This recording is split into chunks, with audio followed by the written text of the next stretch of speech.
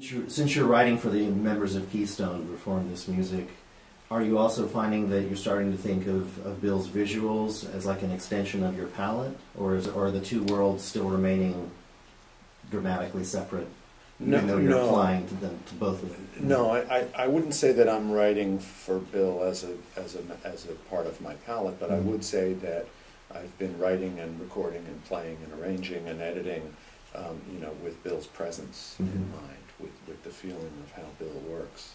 And you know, we've gotten to know each other, and there are a lot of elements to the things that we do outside this particular project where we've also found a kinship. So the fact that we ran a 6-mile route up around the dish yesterday, to me, feeds into our process of also making this piece together. It's really, it's part of the whole thing. Yeah, I mean, I've worked with a lot of composers, and some of them are just like, look, I'll do the music and you do the film, and we'll meet at performance day. Well, not only was this whole collaboration not structured that way, because we were checking in with each other every couple months here, and we lived not too far from each other, so we would manage to see each other from the city, in New York City, I should say, schedules permitting. But also, Dave is like a very literate and observant person, and so, you know, he's really helped form the narrative of the film as an equal collaborator, and it's given me stuff to read, and we've bounced ideas off of each other every step of the way. So I really feel like we're coming at this as two writers.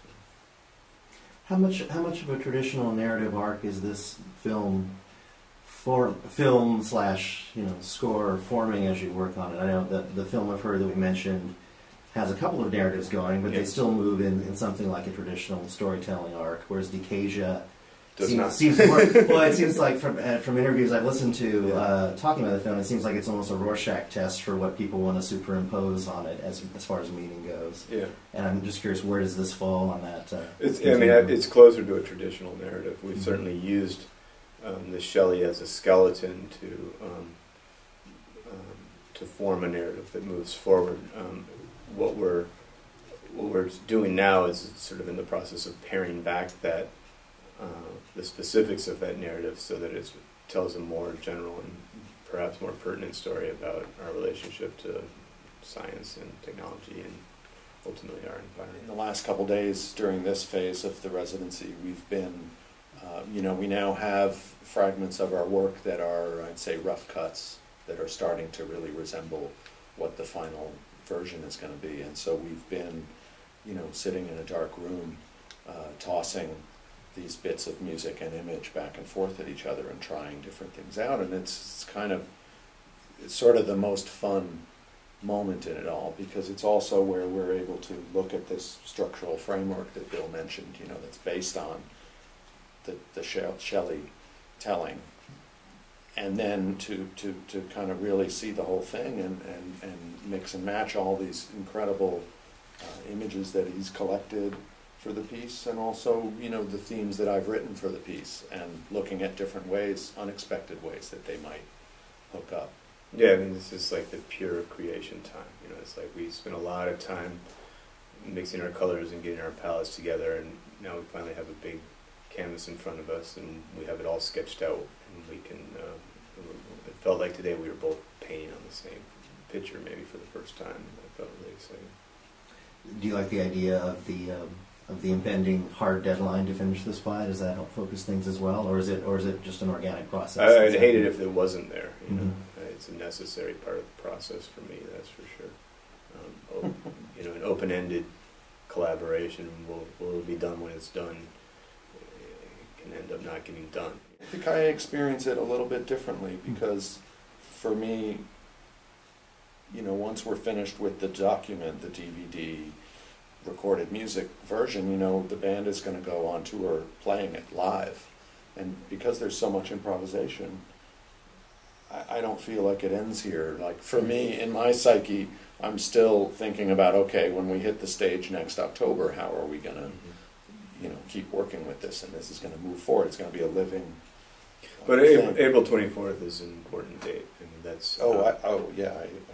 That's, I mean, the DVD won't be done then either, but we'll have something that we're confident we can go in front of an auditorium with, and I think we're both really excited about sharing that with others. I must have said the wrong thing. But well, I see it. You know, what's good about having like a performance deadline is that it's getting everything together for this date, and then we have a certain number of months to get it ready for the next level. And yeah, and I think it's part of the process. So it's not certainly not a final deadline, but it's an imminent one. Dave, I'm curious with the work I think Keystone got well known for was your work with the Fatty Arbuckle films. Mm-hmm. And I was lucky enough to see one of the premiere performances of that, and enjoyed the way the music follows and enhances the film, but it doesn't slavishly sort of respond to every sort of sound effect that seems to be happening on screen. Yeah. I'm wondering well, first of all, have you always performed that music with the films, or do you perform it sometimes just as the score, and how has it perhaps changed as you've performed it without the video? That's a really good question. We've done it quite a bit both ways, with the film and without the film, and so something that's developed is that there are basically two versions of how we perform them, and depending on what the specific performance is, I'll dictate before, which version of the various pieces and suites we're going to do. That's fun, and what it made me do in the case of recording all the themes for Spark of Being was that I recorded two versions. So we have a so-called jazz album version that'll exist on CD only, and then we have the versions that we played for the film score that are considerably different, and that's what we'll refer to when we do live performances of the piece.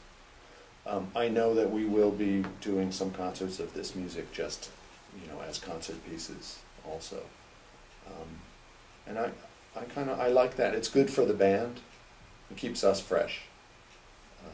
To have to sometimes have an incredibly strict sense of timing and flow and hewing to the tale that's unfolding on the screen, and then at other times having absolutely no deadlines, just being able to play as long as we want.